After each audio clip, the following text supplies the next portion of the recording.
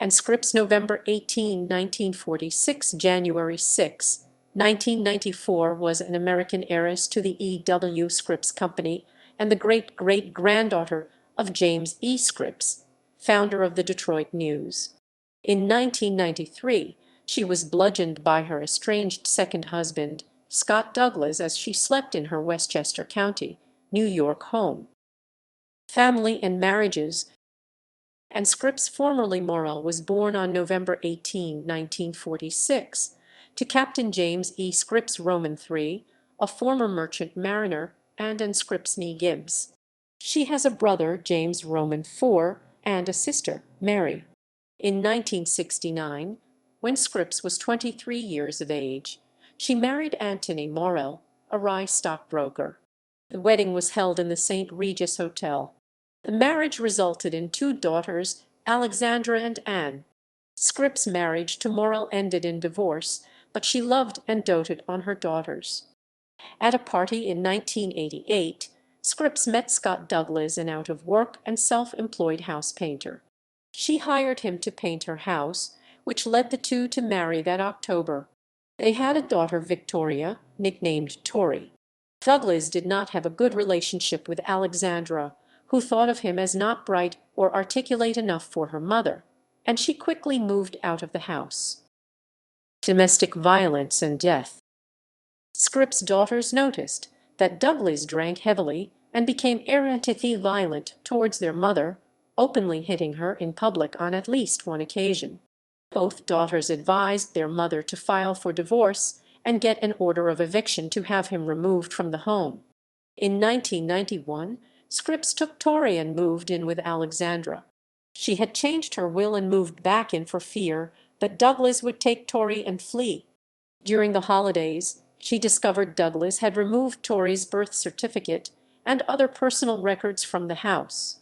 Scripps and her 2 eldest daughters began documenting and keeping records of the assaults, and on December 6, 1993, went to obtain an eviction notice. However, the judge refused to order his eviction.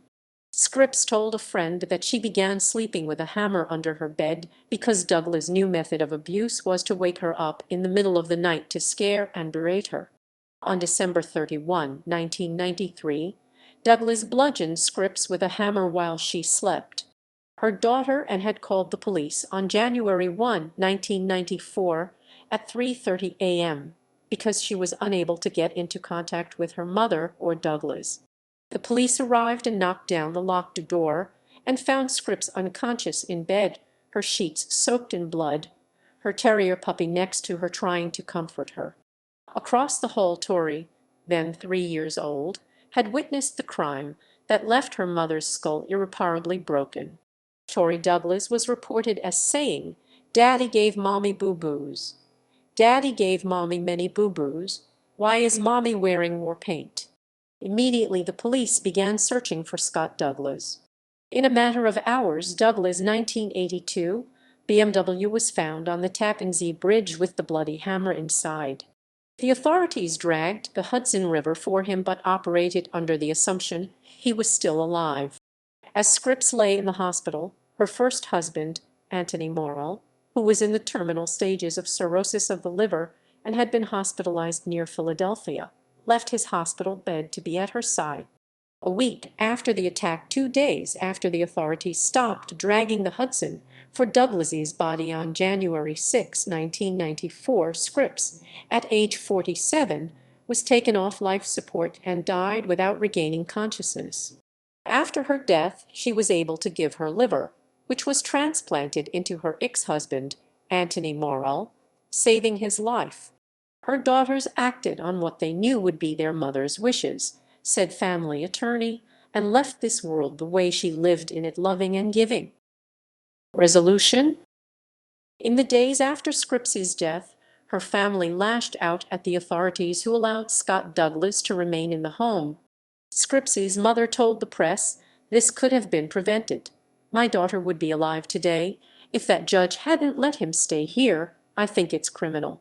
The family alleged that the New Rochelle Family Court Judge Ingrid Braslow refused to grant an order barring Douglas from the house despite the assertions that he beat and tried to shove her from the car.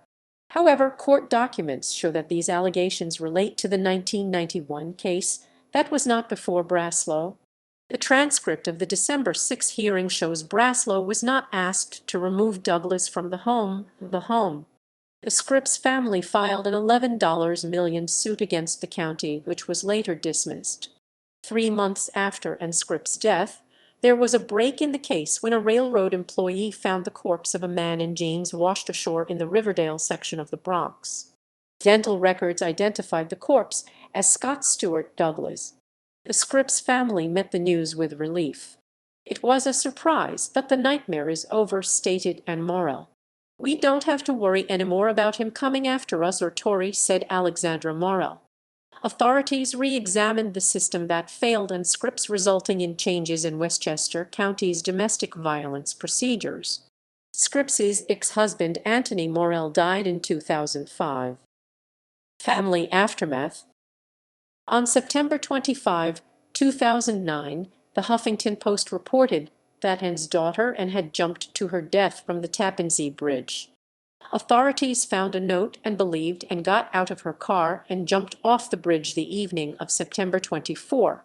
3 days later, her body was found in the Hudson. The contents of the suicide note were released by an interview on ABC 20/20 in 2010. Family friends stated that Anne never got over her mother's murder and she had been hospitalized several times for major depression. At the time of her death, she was finalizing a divorce and had a son named Michael. In 2011, Tori, who had been raised in Vermont after being adopted by her mother's sister, Mary Scripps Carmody, and her husband, Robert, was arrested in Burlington, Vermont for possession of heroin. She was subsequently convicted of drug-related crimes and served time in prison. In 2018, Tori was arrested for possession of stolen property after she pawned the heirloom jewelry of her adoptive mother and stole her car.